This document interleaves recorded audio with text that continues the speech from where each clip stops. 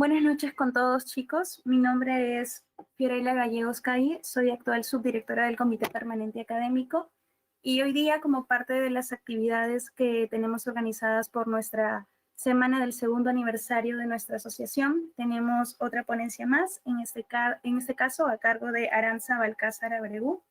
Ella nos va a venir a hablar del tema de ciclo menstrual y síndrome del ovario poliquístico. Bueno, para hablarles un poco de ella, ella es creadora de contenido médico desde el año del 2017, al mismo tiempo es fundadora de DatolistoMed, es coordinadora del team de Villamedic y es interna de Medicina Humana del Hospital Nacional Arzobispo Loaiza. Muchas gracias, Aranza, de antemano por aceptar la invitación que te hice para poder apoyarnos a nuestra sociedad y la consideración que tienes conmigo.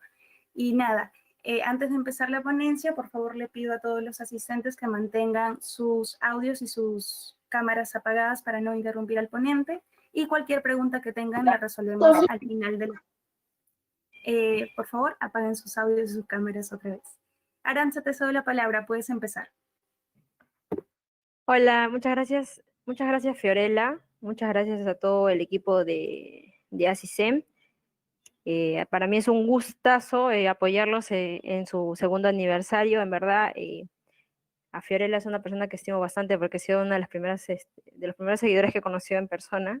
He tenido la oportunidad de conocerle a ella y a sus amigas en una oportunidad y para todas las personas que puedo conocer, siempre voy a tratar de brindarles mi apoyo, ayudarlos en lo que necesiten, cuentan conmigo, porque siempre va a ser un placer compartir información, que al final las ideas no nos las podemos llevar solamente para nosotros y siempre me ha gustado enseñar. Para las personas que no me conocen, soy creadora de datolisto.met en Instagram. Tengo una plataforma desde hace ya 3 años aproximadamente y algo que caracteriza mi cuenta es enseñar. Así que muchas gracias nuevamente a todo el equipo de Asisen y muchas felicidades por su segundo aniversario. Hoy vamos a hablar acerca de síndrome de ovario poliquístico. Vamos a hablar sobre todos los puntos que debemos tener en cuenta de aquí para adelante, para un examen, para todo lo que veamos en consultorio durante nuestra rotación en gineco. Para las personas que estén viendo este video, pueden tomarle foto, subirlo a su Instagram y yo lo voy a estar reposteando como siempre. Bien, entonces empecemos.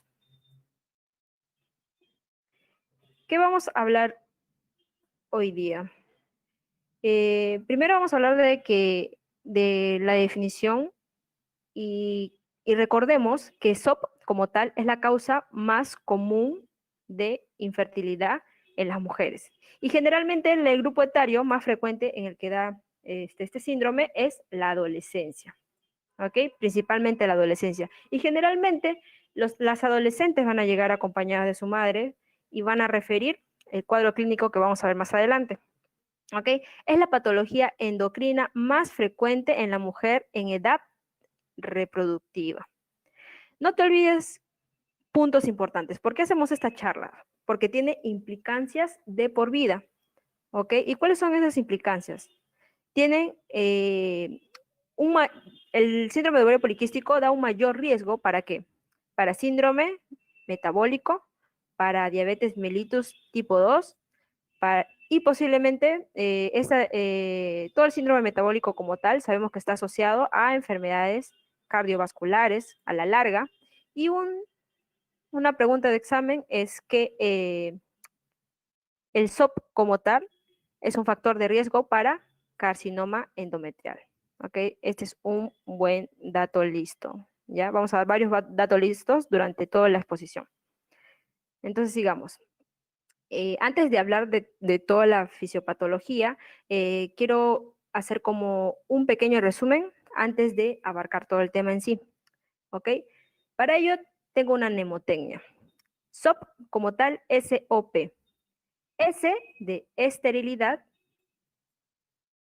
S de esterilidad, O de obesidad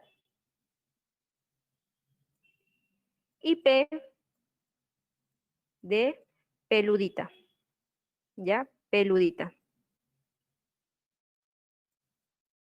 ¿Ya? Entonces, sin una pregunta de examen, ahora, conforme me vayan viendo, para las personas que no me conocen, yo tengo la mala costumbre de siempre decir pregunta de examen, porque estoy en esa etapa en la que tengo que prepararme para muchos exámenes de aquí para adelante.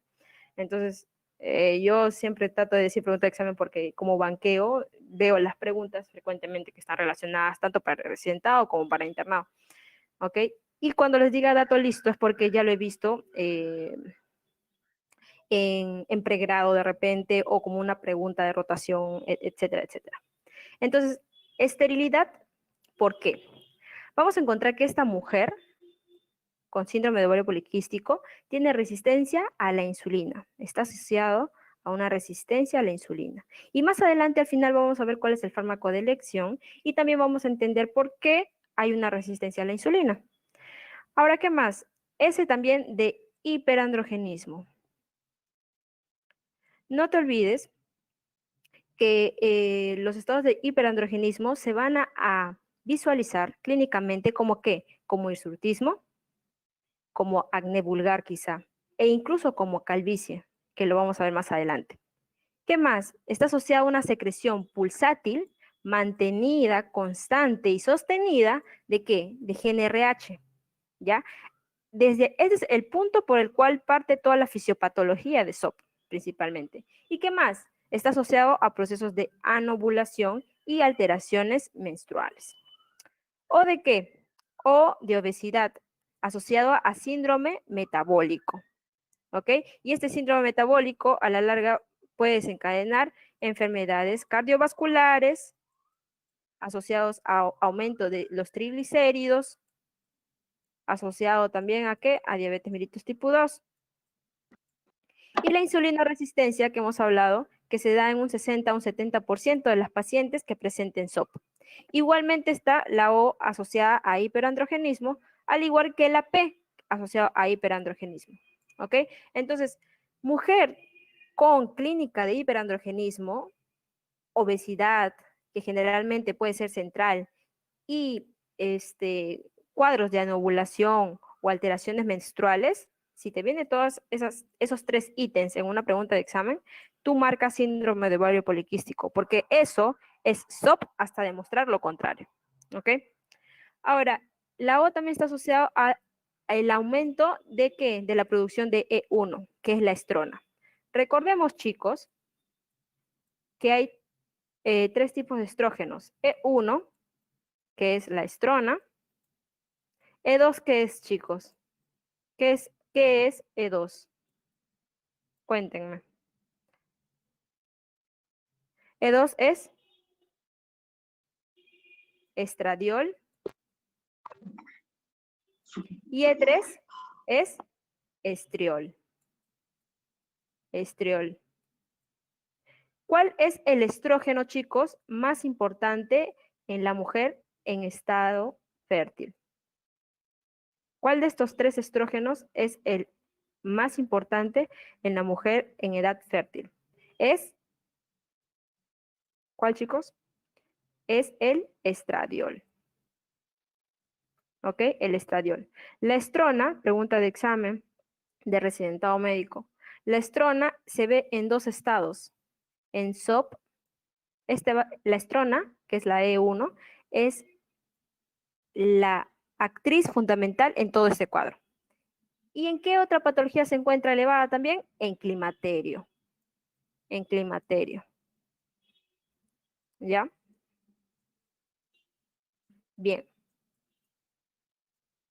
Continuemos. Y recuerda que la P, que también es de peludita, está asociado a que alteraciones de la regulación enzimática de P450C17. Esta ha sido una pregunta de residentado médico. ¿Ok? Hay una alteración en la regulación enzimática del citocromo P450C17. Ahora, antes de ver toda la fisiopatología, ustedes tienen que tener en cuenta la fisiología básica. ¿Y cómo se va a dar? Recordemos cuáles son las causas del síndrome de ovario poliquístico. Bueno, para esto quiero mencionarles que la literatura frecuentemente en la que me he guiado es el Novak, que es un libro que me gusta bastante de ginecología, y para fuente actualizada, el Up to Date. El Up to Date nos dice que aún se desconocen aún es desconocido, son desconocidas las causas, pero hay una fuerte asociación en estudios a factores genéticos y factores extrínsecos. Dato listo. El GNRH, porque vamos a hablar de toda la vía del GNRH, la vía hipotálamo, hipófisis y las gonadotrofinas. El GNRH, ¿cómo está, chicos? El GNRH va a ser el punto de partida. Para ello debemos recordar, ¿quién estimula la GNRH, chicos? La estimula la noradrenalina. ¿Y quién la inhibe? Las endorfinas, la dopamina y el estrés. Entonces, este GNRH, a partir que se encuentra en los núcleos arcuatos del hipotálamo, cerca de la zona preóptica, se va a secretar y va a llegar hacia los receptores de la adenohipófisis. Recordemos que la hipófisis tiene dos zonas, ¿no? Una adenohipófisis que es anterior y una neurohipófisis que es posterior. A de adenohipófisis anterior a, ¿ok? Entonces, de esta adenohipófisis se van a empezar a liberar, ¿qué? La FSH y la LH, que son las gonadotrofinas que van a dirigirse hacia los ovarios. ¿Para qué? Empezamos para acá y vamos a hacer este cuadrito y vamos a entenderlo para poder comprender eso. Entonces, estas gonadotrofinas van hacia los ovarios y yo quiero que recuerdes algo importante desde el punto embriológico. Recordemos que cuando estamos en la vida intrauterina, empieza a darse la formación del desarrollo de los folículos primordiales más o menos a la sexta, séptima semana de vida intrauterina. Pero aproximadamente para 20 semana ese ser ya tiene aproximadamente de 6 a 7 millones de folículos primordiales. Pasa por todo un proceso de atresia, como todo en esta vida hay una selección natural, la ley de Darwin, como todo en esta vida, así como el hombre y la evolución, siempre al final quedan los selectos, los que tienen más capacidad para sobrevivir en el tiempo, los que están más hábiles, los que tienen menos malformaciones, los que tienen menos problemas genéticos, etc, etc. Es igual con el reclutamiento de estos folículos primordiales. Entonces comienzan como 6 a 7 millones, pasan por un proceso de atresia y al momento del nacimiento solamente llegan 2 millones de folículos primordiales.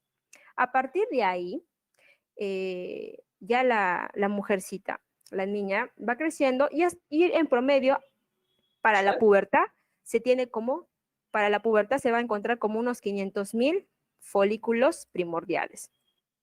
Pero de estos 500,000 folículos primordiales, solo vamos a utilizar 400 a 500.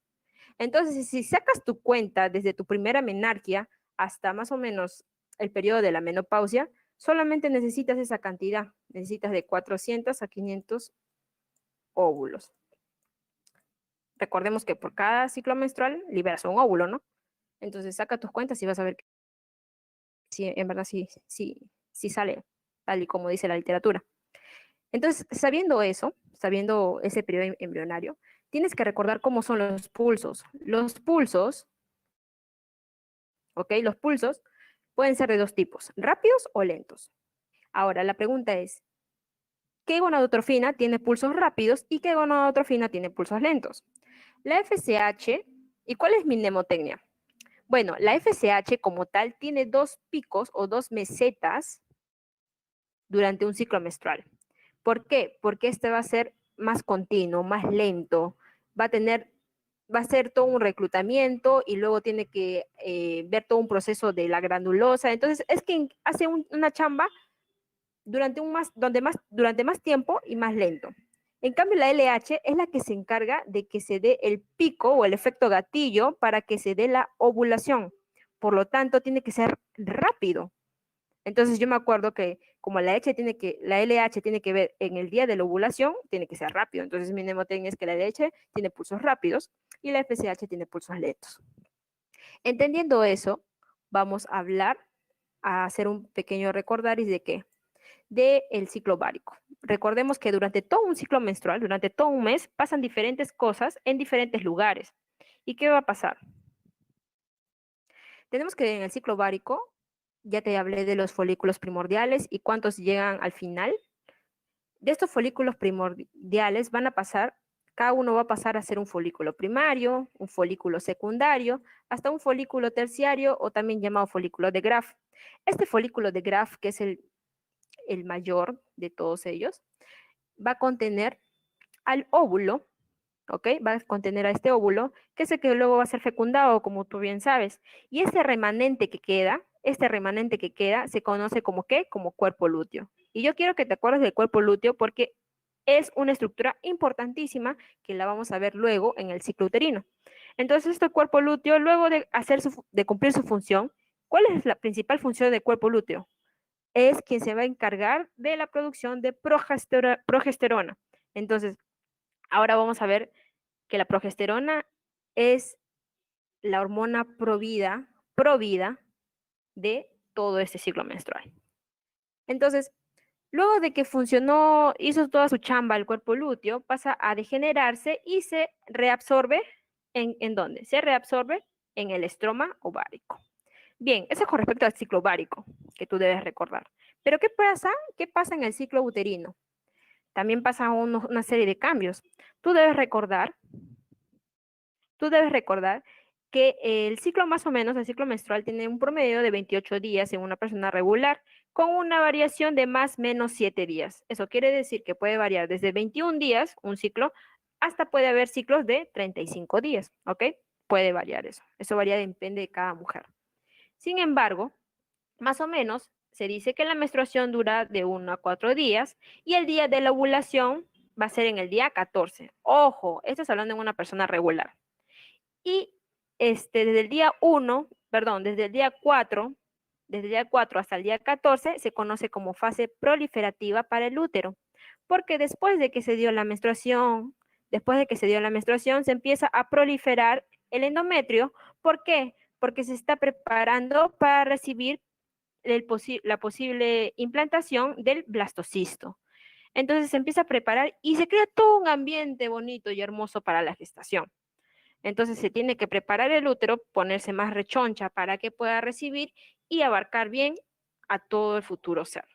Entonces se empieza a crecer, se empieza a extender este endometrio, las arterias espirales empiezan a extenderse, a seguir proliferándose. Sin embargo, después del día de la ovulación, si es que este óvulo no ha sido fecundado, empieza otra vez, luego a pasar la menstruación, ¿no? Y esta fase después del día de la ovulación se llama fase secretora, la fase secretora. ¿Ok? Pregunta de examen, ¿cuál de las dos fases tiene un tiempo fijo? Porque una de estas fases, o sea, la fase proliferativa o la fase secretora, ¿cuál de estas dos fases tiene un periodo de tiempo fijo? La respuesta es la fase secretora. Es el único que tiene un tiempo fijo. Eso me preguntaron en pregrado, en mi examen de ginecología. ¿Ok? Es el único que tiene un tiempo fijo, que es de 13 a 15 días. La fase proliferativa puede variar en tiempo, sin embargo, la fase secretora no. ¿Ok? Entonces, para el día 14, antes del día 14, en el ciclo uterino se llama fase proliferativa. Después del día 14 se llama fase secretora. Y para el ciclo ovárico, ¿cómo es? Antes del día 14 se llama fase folicular, porque ya te mencioné que es donde todos los folículos pasan por todo un proceso y al final se forma folículo de Graf, quien libera el óvulo, y luego se llama fase lútea. ¿Por qué? Porque aquí la actriz en la segunda parte, después de la ovulación, va a ser el cuerpo lúteo. Hasta ahí claro. ¿Qué va a pasar con la temperatura corporal? El cuerpo es tan sabio, al menos el cuerpo de la mujer es tan sabio. Para mí todo el mecanismo de una mujer es sorprendente y es increíble y es algo hermoso hecho por la naturaleza porque todo tiene un parámetro establecido y ahora vamos a ver cómo las gonadotrofinas tienen todo un mecanismo bien regulado y bien establecido para todo. Y es igual con la temperatura. Como te dije, se va a crear todo un ambiente en pro de ¿qué? De la gestación. E incluso para el día de la ovulación se manda señales hacia el centro termorregulador en el hipotálamo, a tal punto que para el día de la ovulación aumenta 1 grado centígrado la temperatura. E incluso este es un método que se utiliza para fertilidad, que es cuando se ve la temperatura en la mujer y se ve cuándo es que varía, qué día varía, para poder decir que ese día va a ser la ovulación. ¿Ok? Ahora, ¿qué pasa con las hormonas de la hipófisis, con las gonadotrofinas que te mencioné, que son la FSH y la LH? ¿Qué va a pasar? Empecemos con la FSH. La FSH es el de verdecito, ¿sí? Voy a ponerlo verde.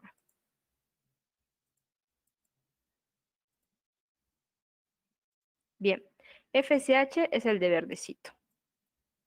La FSH, ¿qué va a hacer durante todo este ciclo menstrual? Vamos a encontrar 2 mesetas. ¿Cuándo empieza la primera meseta? ¿Qué pasa en la primera meseta? En la primera meseta tú debes recordar que hay un reclutamiento. Eso es lo más importante de la primera meseta. ¿Recuerdas que yo te dije que durante la vía intrauterina comenzábamos con 6 a 7 millones, pasaba todo un proceso de atresia, etc., etc., y al final solamente nos quedamos con 400 a 500 para toda, hasta la época de la menopausia? Entonces, para un ciclo menstrual, supongamos que este es un ciclo menstrual de una mujer del mes de agosto. ¿Ok? Y ella tiene que ovular el día 14. Pero antes se da la primera meseta. En esta primera meseta se empieza a reclutar más o menos de 15 a 20 folículos, ¿ok? Pero, ojo, la literatura dice que incluso 3 meses antes ya se empezaron a reclutar muchísimos folículos, pero solamente va a llegar al final la reina. ¿Ok? Entonces imagínate de cuántos millones y millones de folículos pasan para que solamente llegue uno al final. Es igual con los espermatozoides. ¿Cuántos millones y millones y millones se producen para un coito? Y solamente uno llega a fecundar. Entonces ponte a pensar, como decía mi maestro de gineco, tú eres lo más top de lo top. Porque entre millones y millones y millones, tú eres quien ha llegado al final de la meta. Eres lo más top de lo top. Entonces siéntete top, porque lo eres. Eso me decía mi maestro de ginecobstetricia y hasta ahora me acuerdo. Y es verdad, somos lo más top de lo top, porque según la selección natural hemos llegado hasta el final. Entonces, en la primera meseta se da este reclutamiento. ¿Y qué pasa en la segunda meseta del FSH? Ya en este segundo pico. Este segundo pico se da aproximadamente 24 a 36 horas antes de la ovulación, ¿ok? No olvides eso. La segunda meseta se da 24 a 36 horas antes de la ovulación. ¿Y qué va a pasar acá? Acá vamos a encontrar, como ves en la imagen, que el folículo primordial, el folículo de Graf, ya listo, va a empezar a crecer, ¿qué cosa? La granulosa. Crece la granulosa. Y la granulosa es quien induce a quién? A la aromatasa. Esta aromatasa, ¿por qué es importante, chicos? Es importante porque la aromatasa permite que los andrógenos se conviertan en estrógenos. ¿Ok? Que los andrógenos se conviertan en estrógenos. Voy a pasar esta vuelta acá. Ya, que los andrógenos se conviertan en estrógenos. Importante. La insulinoresistencia provoca que disminuya la aromatasa. Ahora vamos a ver en la fisiopatología. Pero quiero que recuerdes que fisiológicamente la aromatasa, que es inducida por la granulosa, permite que se convierta todos los andrógenos en estrógenos. Pregunta de examen, chicos. ¿Cuál es el andrógeno más importante en la mujer? Es la testosterona. ¿Ok? La testosterona. ¿Y cuál es el estrógeno más importante en la mujer? Ya te lo dije, el estradiol. Bien. Además, ¿qué pasa en esta segunda meseta? Además, aumentan los receptores para FSH en la granulosa. Al aumentar estos receptores de FSH, aumentan, van a provocar ¿qué cosa? Van a provocar que se exprese la inhibina, ¿ok? La inhibina. Y esta inhibina, a la par, va a provocar ¿qué cosa? Un feedback negativo. ¿Por qué? Porque la inhibina va a mandarle señales al eje hipotálamo hipófisis para decirle, hey amigo, ya no más FSH, ya no más FSH, porque ya el óvulo está acá, ahorita va a ser fecundado, ya no necesitamos más FSH. Así que párala, ¿ok? La inhibina hace un feedback negativo. Importantísimo. Y en la primera fase, en la fase folicular, eh, va a estar generalmente asociado a qué hormona? Al estrógeno. A diferencia de la segunda fase o fase secretora, que va a estar asociado a progesterona. Quiero que recuerdes eso. ¿Y qué? La LH, que es solo pico. ¿Y cuándo es el pico máximo?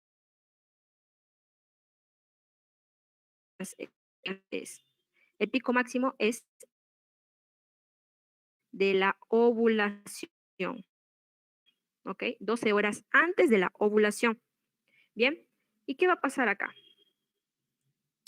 La LH permite o estimula ¿a quién? A la teca. ¿Y la teca qué hace, chicos? La teca se encarga, como su mismo nombre lo dice, a favor de la gestación y va a crear todo un ambiente para la gestación. Empieza a crecer los acinos mamarios para la posterior producción de leche, empieza a hacer todo un ambiente favorable, te dije, la factora, para que se pueda implantar luego el blastocisto. ¿Qué más? Progesterona evita que haya contracciones miometriales, porque obviamente si las hubiera, ¿qué va a causar? Pérdidas, ¿no? Los abortos. Entonces, como ves, la progesterona, ¿ok? Para LH. Células granulosa tienen receptores para la FSH, ¿ok? FSH. Entonces, partimos por la teca. ¿Recuerdas que la teca era la que te dije que se encargaba de la producción de andrógenos? Bien, eso es a decirlo en manera general, pero ¿qué pasa químicamente? Recordemos que a partir del colesterol se forma la pregnenolona y la pregnenolona, gracias a la 17 alfa hidroxilasa, va a convertirse en 17 hidroxipregnenolona. Gracias después a la 17-20 liasa se convierte en dehidroepiandrosterona. Bien. Pero ¿por qué te menciono estas enzimas? Porque estas enzimas van a estar ligadas al citocromo que te dije que se va a alterar, que ese es el citocromo P450C17. ¿Ok? Entonces, si se altera este citocromo, se alteran estas enzimas. Y si se alteran estas enzimas, al final, ¿qué va a pasar? No se va a producir los andrógenos. Y si no se producen los andrógenos, no se produce el estrógeno. Y si no se produce el estrógeno, no se da el pico de LH. Y si no se da el pico de LH, no hay ovulación. Y por lo tanto, la mujer con SOP va a tener esterilidad, ¿no? Infertilidad. Procesos de anovulación, va a ser infértil. ¿Ok? Entonces, vamos ya deduciendo cómo va a ser la clínica de esta paciente de acuerdo a la fisiopatología. Por otro lado, la progesterona pasa a ser 17 hidroxiprogesterona gracias a la 17 alfa hidroxilasa. Y la 17 hidroxiprogesterona pasa a ser androstenediona gracias a la 17-20 liasa. Igualmente aquí actúa el citocromo P450C17, que como tú sabes, el citocromo es un transportador de electrones que tiene que ver mucho con todas las rutas bioquímicas, que al final es una química más profunda, pero recuerda eso, que se altera este citocromo. Entonces, luego la androstenediona va a dar paso ¿a quién? A la estrona. ¿Gracias a quién? A la aromatasa. ¿Y quién inducía la aromatasa, chicos? La granulosa. La granulosa. Entonces, todo lo que te mencioné antes, acá lo vamos a repetir, ¿no? Y la testosterona se convierte en dihidrotestosterona gracias a quién? A la 5-alfa reductasa. Vamos a hablar acá, les voy a dar una pepa que no tiene nada que ver con el tema, pero se las doy. Recuerda, no está mi mouse. Ya. Recuerda que en hiperplasia benigna prostática, ¿qué pasa? La hiperplasia benigna prostática está frecuentemente ligada a un aumento patológico, un aumento de hormonas, ¿ok? Y está asociada generalmente al aumento de la dihidrotestosterona, ¿ok? Que se formó a partir de ¿quién? De la testosterona. Entonces, en el tratamiento de la hiperplasia benigna prostática, tú lo que tienes que hacer es bloquear esta conversión. ¿Y cómo la bloqueas? Inhibiendo a la enzima que permite esta conversión, que es la 5-alfa reductasa. ¿Ok? importantísimo para tener en cuenta. En HBP lo que da son inhibidores de la 5-alfa reductasa para evitar que se conviertan en dihidrotestosterona. Bien, continuemos con SOP. Eso sí es un dato listo, aparte. Entonces la estrona, que es, la estrona es el estrógeno en SOP, luego pasa a ser estradiol porque esta es la que necesitas en la mujer en edad fértil. ¿Gracias a quién? A la 17 beta HSD1. Pero el CYP también, provoca eso, ¿no? Provoca que se altere esta enzima, ¿ok? Se altera esta enzima. Ahora bien, no sé si se sigue transmitiendo. Sí, sí, bien. Ahora, la inhibina, que te mencioné que se provoca después del aumento de los receptores de FSH. ¿Qué va a provocar? La inhibina hace un feedback negativo, como te dije, le manda una señal al eje hipotálamo hipófisis y le dice, ya basta, porque ya tengo mi óvulo, ya así va a ser fecundado, así que ya no más FSH porque ya estamos bien. Y por otro lado está el growth factor insulin, que es el factor de crecimiento asociado a insulina, que también acá hay un buen dato listo, que está asociado para los que han llevado obstetricia con la macrosomía fetal. Ya, este es un dato aparte, con la macrosomía fetal. Ya, en el Williams dice que la macrosomía fetal está ligado fuertemente al IGF-1, ¿ya? Al IGF-1. Bien, entonces, ¿quién más está asociado a qué? A la insulina, y por ende vamos a ver alteraciones de y vamos a encontrar que la paciente tiene una insulinoresistencia. Entonces, entendiendo toda esta ruta, ¿qué va a pasar, chicos? Recordemos que hay una secreción de GnRH, que te dije que era el punto de partida, ¿no? La secreción de GnRH, ¿cómo va a ser? Continua, pulsátil, sostenida, mantenida, ¿ok? Eso va a pasar en SOP, que es una alteración. Esta secreción pulsátil aumenta al punto que aumentan también los niveles circulantes de LH.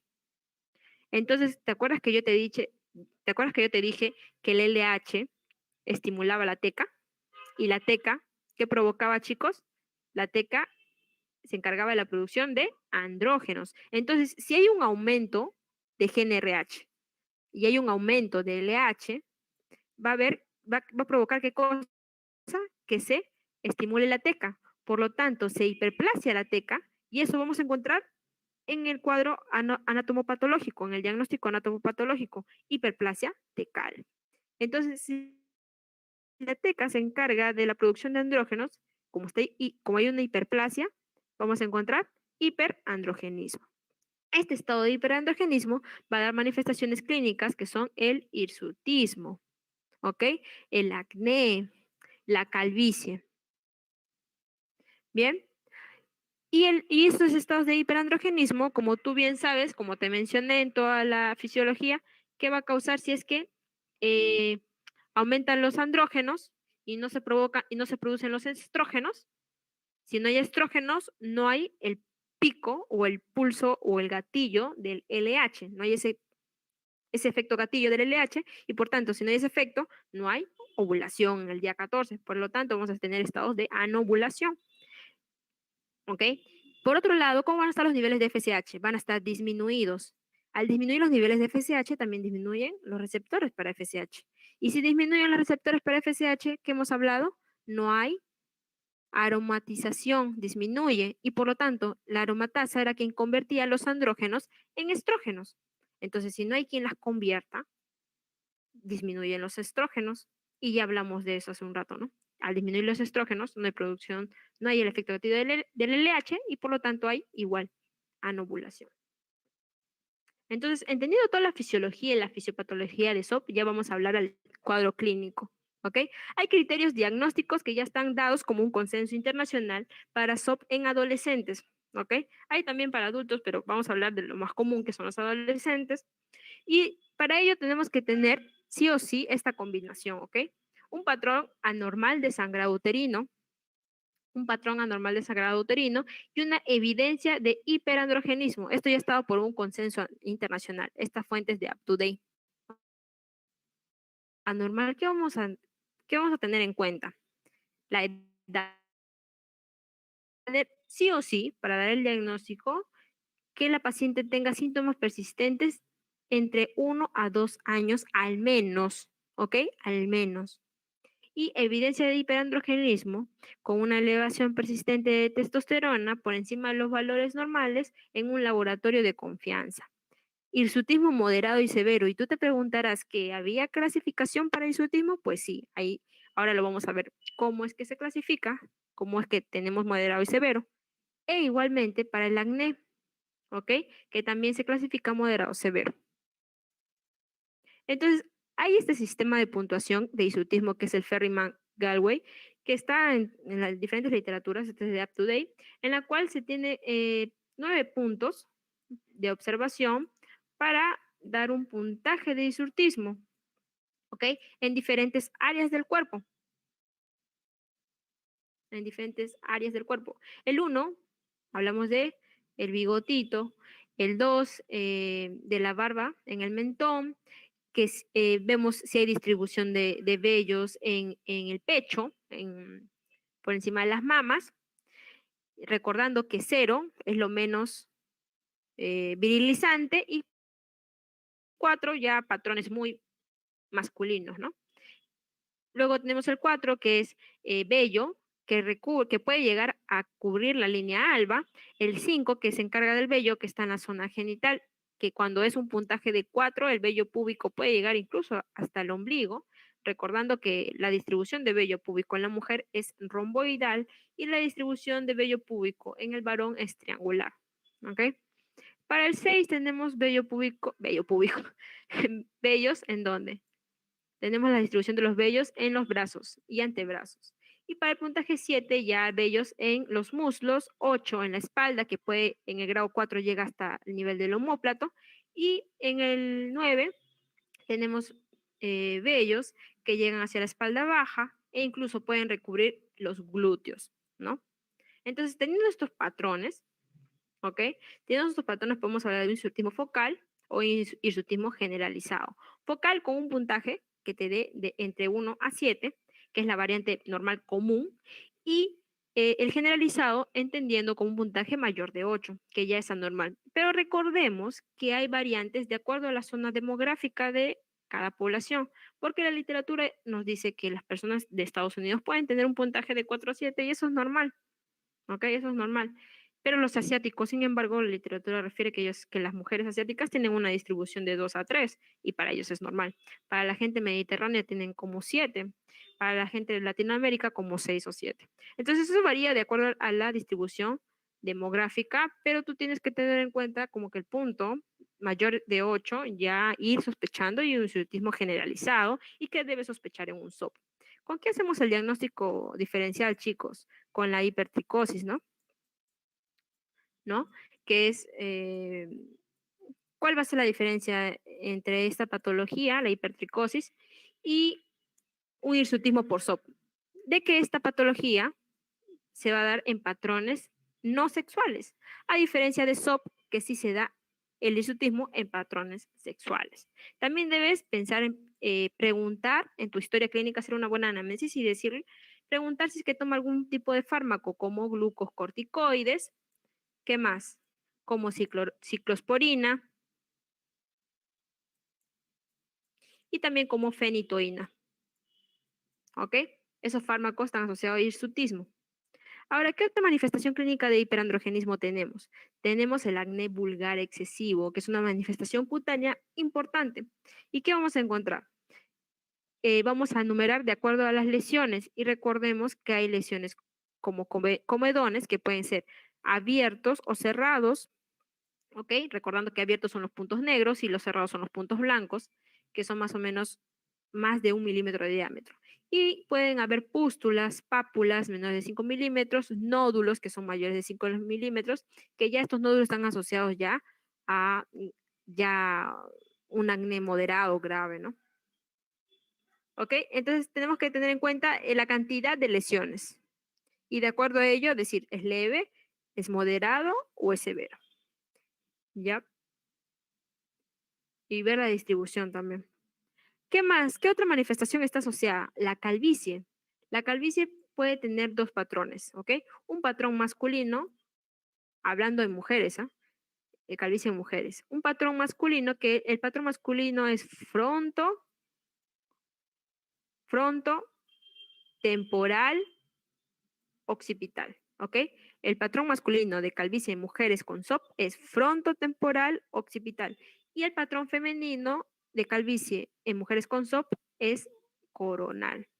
Ahora, otra variante que tenemos es el árbol de Navidad, que empieza la calvicie en la línea media, pero forma como un árbol de Navidad, de verdad, como ves en la imagen, forma como un árbol de Navidad. Curioso. ¿Qué más? La seborrea, la hiperhidrosis y la hidradenitis supurativa, que es la infección o inflamación de los folículos de las glándulas sudoríparas. Ahora, ¿qué otra característica está asociada a las mujeres con SOP? La resistencia a la insulina. Un dato clínico importantísimo que a veces no nos damos cuenta son los acrocordones, ¿ok? Los acrocordones, que son, que son lesiones benignas de, de piel, ¿ok? Los acrocordones. Tú ves una paciente obesa con acrocordones, con acantosis nigricans, debes pensar que esa paciente está haciendo una resistencia a la insulina. Ojo, muy aparte de SOP y todo ello. Paciente que tú veas en consultorio, en emergencia, veas la acantosis nigricans en el cuello, y acrocordones, obesidad central, tienes que hacerle un, un descarte, ¿ok? ¿Qué más? Y esto está asociado a síndrome metabólico, a diabetes mellitus tipo 2 y enfermedades cardiovasculares. También ha ido hígado graso y también a esto, a la apnea obstructiva, que son trastornos de respiración durante el sueño. El 50-75% de las adolescentes obesas tienen SOP. Perdón, el 50-75% de las pacientes obesas con SOP tienen resistencia a la insulina. Ahora, ¿qué más? La obesidad, como te dije, generalmente central, es androide, ¿ok? Porque hay una obesidad distinta, ¿ok? A lo que comúnmente podemos ver en un varón, ¿no? Es una obesidad, eh, perdón, es una obesidad androide, ¿ok? Central, en forma de manzanita. Acá, esta imagen me gustó bastante porque diferencia bastante. Y el punto de cortes, eh, la circunferencia de la relación de, de circunferencia de cintura es mayor de 88. ¿Ok? Esos puntos en nutrición son importantísimos. ¿Ya? Y no se ha visto o es controvertido la resistencia a la insulina del SOP, que está más, no se sabe si está más relacionada a la obesidad central o a la adiposidad global. Eso es lo que te mencioné. No te olvides que generalmente la estrona es la actriz principal en todo esto que hablamos de SOP y también en climaterio. El estriol, que es el E3, el estriol gineco, los doy como un punto aparte, se utiliza para las mujeres que tienen resequedad vaginal, para las mujeres posmenopáusicas, ¿ok? Y va muy bien, porque estas mujeres nos llegan a consulta porque presentan dispareunia, tienen un dolor al momento del coito, entonces les recetamos estriol en crema y les va muy bien, ¿ya? El estradiol es el estrógeno en la mujer en edad fértil. Ahora, diagnósticos diferenciales que puedes hacer con un adolescente con hiperandrogenismo, no te olvides que puede ser, debes descartar hiperplasia virilizante, hiperplasia adrenal congénita virilizante, también debes descartar acromegalia, debes descartar que use una terapia de ácido valproico, porque se ha visto que el ácido valproico está asociado con un aumento de la transcripción para ciertos mecanismos esteroidogénicos que se encargan de todas estas, de la formación de los esteroides, ¿no? ¿Qué más? El uso de glucocorticoides, también en fármaco, te dije que para hacer hay fármacos que pueden hacer isurtismo, el síndrome de Cushing, la resistencia a los glucocorticoides, el exceso de prolactina, deficiencia de cortisol, de la reductasa de cortisona y diferentes patologías, ¿no? La obesidad también, los tumores virilizantes. Bien. Ahora, hay criterios que se han establecido para cuestiones de examen, estos criterios, hay los criterios de Rotterdam, que han sido preguntados, ¿ok? Que son este clásico de acá, este clásico, que son los criterios de Rotterdam, que son 3 y basta con 2 para hacer el diagnóstico, ¿ok? Si te viene una pregunta y te dan 2 de esos enunciados en la pregunta, eso es SOP.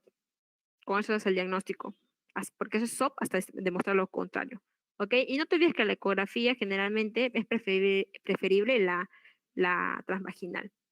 Para ir terminando, ¿cómo vas a hacer el diagnóstico? Entonces, con todo lo que te dije, con las clínicas, trastornos menstruales, en el 70% de estas mujeres con SOP, que hay amenorrea, oligomenorrea, esterilidad, hirsutismo, que es un signo clínico de hiperandrogenismo, al igual que el acné y la calvicie, que pueden ser moderada o severa, obesidad, que generalmente es central, la resistencia insulínica, que va a provocar qué cosa, que disminuya la aromatasa y por tanto no se va a convertir los andrógenos en estrógenos, ¿ok? ¿Qué más? En el cuadro bioquímico, ¿cómo vamos a encontrar? Que la relación LH-FSH va a ser mayor de 2. Eso es pregunta de Mir, ¿ya? ¿Por qué la relación LH-FSH? Porque recuerda que los pulsos se van a alterar. Se altera primero la GNRH, luego la LH y luego la FSH. ¿Qué vamos a encontrar? Un aumento de la inhibina, ¿ok? Que te acuerdas que te dije que hay un feedback negativo. Vamos a encontrar, ¿qué más? Aumento de la estrona, aumento de los andrógenos, obviamente, por todo lo que te dije en la ruta de fisiología, y vamos a encontrar una disminución de la hormona que es la más importante en la mujer fértil, que es el estradiol. La relación glucosa-insulina va a estar menor de 4,5. Y la alteración del citocromo P450C17, que tiene que ver mucho con las enzimas que te dije en las rutas bioquímicas. En el ámbito ecográfico, ¿qué vamos a encontrar? Se prefiere siempre la transvaginal, ¿sí, chicos? Y vamos a encontrar más o menos de 10 a 12 folículos que tienen un diámetro aproximado de 2 a 9 milímetros, ¿sí? Y el volumen ovárico, la literatura nos dice que generalmente puede ser más de 10 centímetros cúbicos. En el plano anatomopatológico, lo que te dije en la fisiopatología, hay una hiperplasia tecal, ¿ok? Al haber una hiperplasia tecal hay un aumento de andrógenos. Y la capa de la granulosa no está desarrollada. Esta es una imagen ecográfica bonita que me hace recordar a mi época de pregrado, porque mi doctor siempre me decía que la ecografía se veía así, como quistes en corona, porque estos se van a encontrar como que en la periferia y van a tener esta distribución. Acá podemos ver la ecografía de una adolescente de 15 años que tiene más o menos 10 folículos de aproximadamente entre 3 a 8 milímetros de diámetro. Y por último, para acabar, vamos a hablar de manera general del tratamiento. Porque recuerda que cuando tú tengas un paciente con SOP, al final tú vas a tener que derivar como un médico general que vas a hacer, al menos que cojas la especialidad y ya sepas todo lo que debas hacer. Pero en sí, como médico general, les vamos a derivar. Pero ¿qué es lo que tú debes hacer? ¿Cuál es tu chamba y qué es lo que tú debes saber?